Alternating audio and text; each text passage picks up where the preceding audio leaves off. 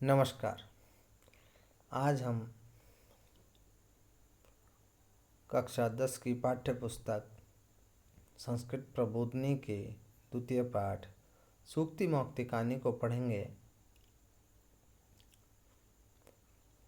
प्रस्तुत पाठ में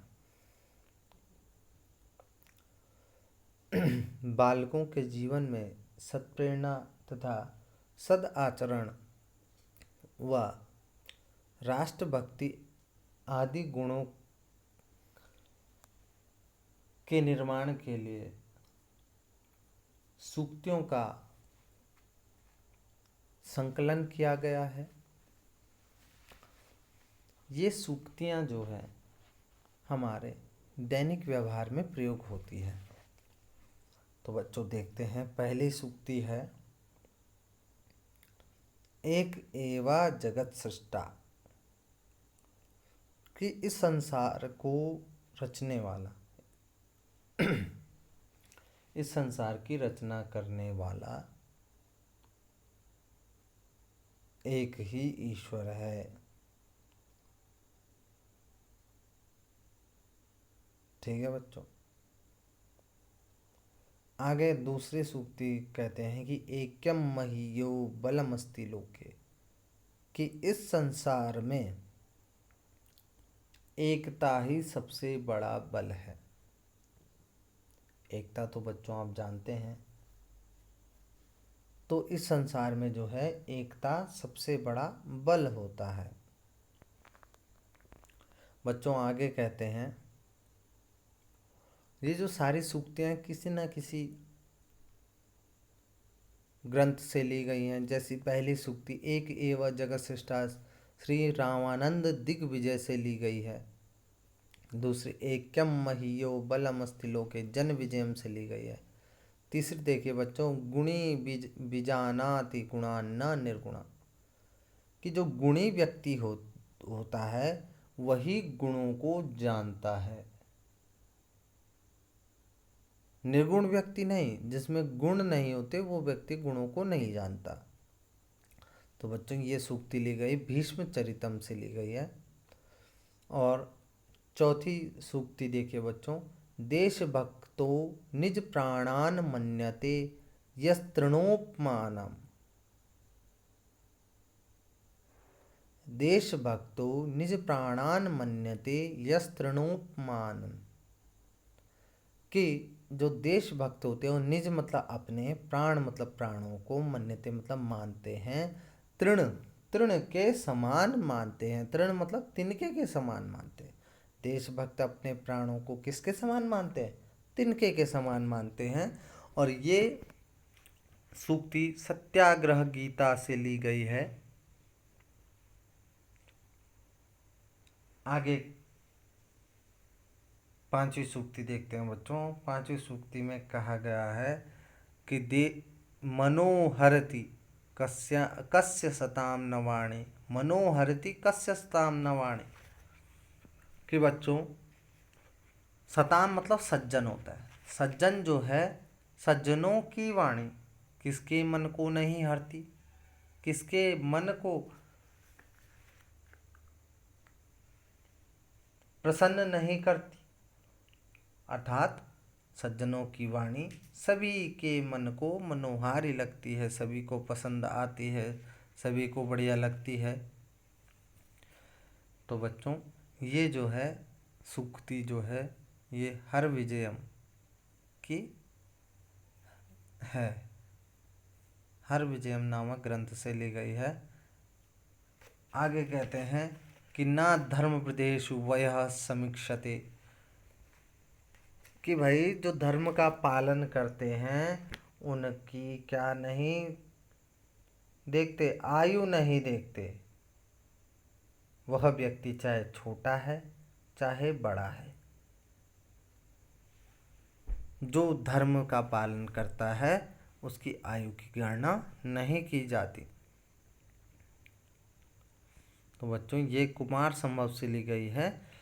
आगे कहते हैं बच्चों, गुणतः पूज्यते लोके मानवो न तो जन्मतः, कि जो व्यक्ति होता है वो इस संसार में अपने गुणों से पूजा जाता है, ना कि जन्म से।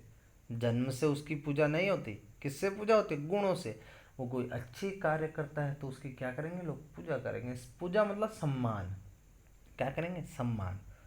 अपने गुणों के कारण कोई भी व्यक्ति सम्मानित होता है, ना कि जन्म के कारण। ठीक है बच्चों? तो ये गुरु शापम से लिया गया है। आगे, ब्रह्मचर्यम ही संसेवते सो अमरः, कि बच्चों जो व्यक्ति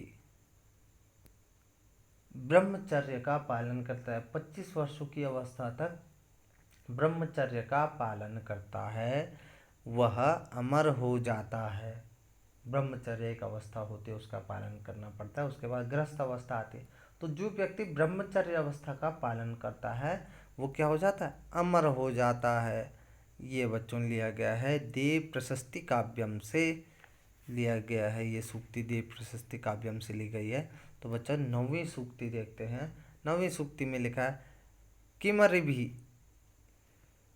क्रोधो अस्ति चेद देहि नाम,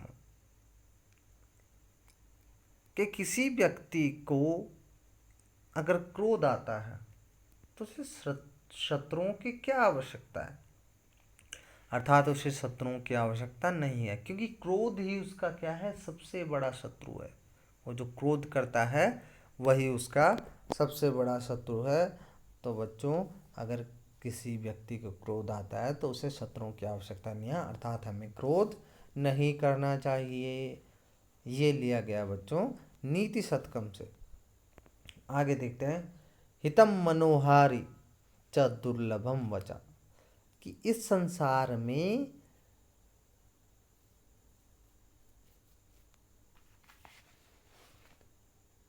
कल्याण करने वाले और मन को प्रसन्न रखने वाले वचन दुर्लभ हैं।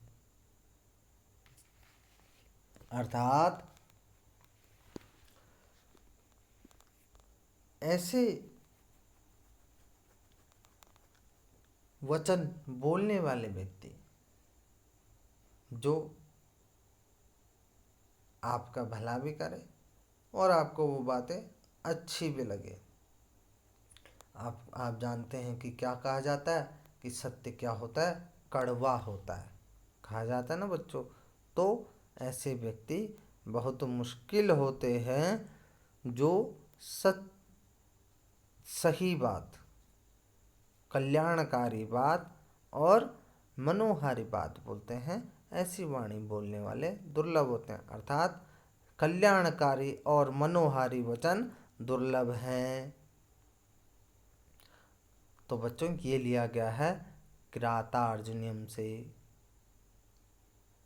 तो बच्चों आगे देखते हैं, शरीर माध्यम खलु धर्म साधनम, कि ये जो शरीर है यही हमारा माध्यम है किसी भी कार्य को संपन्न करने का, किसी भी धर्म का पालन करने का। हम कुछ भी कार्य करते हैं तो हमारा शरीर ही वो कार्य कर सकता है। अर्थात सर्वप्रथम यह शरीर है, इसलिए सबसे पहले हमें शरीर की रक्षा करनी होगी। तो बच्चों लास्ट सूक्ति देखिए, अंतिम सूक्ति लिखी है इसमें कि न ही प्रतिज्ञा प्रकुर्वन्ति विततां सत्यवादिनः, कि न ही प्रतिज्ञा प्रकुर्वन्ति विततां सत्यवादिनः, कि जो सत्यवादी व्यक्ति होते हैं वो अपनी प्रतिज्ञा को, अर्थात जो भी बोलते हैं वो उस कार्य को करते हैं, अर्थात अपनी वाणी को व्यर्थ नहीं जाने देते।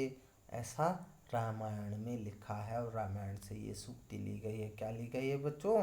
कि सत्यवादी व्यक्ति अपनी वाणी को व्यर्थ नहीं जाने देता है। तो बच्चों ये आज का पाठ था। आपको इसी के साथ में ये देखिए, मैंने इसी के साथ में क्या दे रखे हैं? शब्दार्थ। ये शब्दार्थ आपको लिखने हैं, ठीक है बच्चों।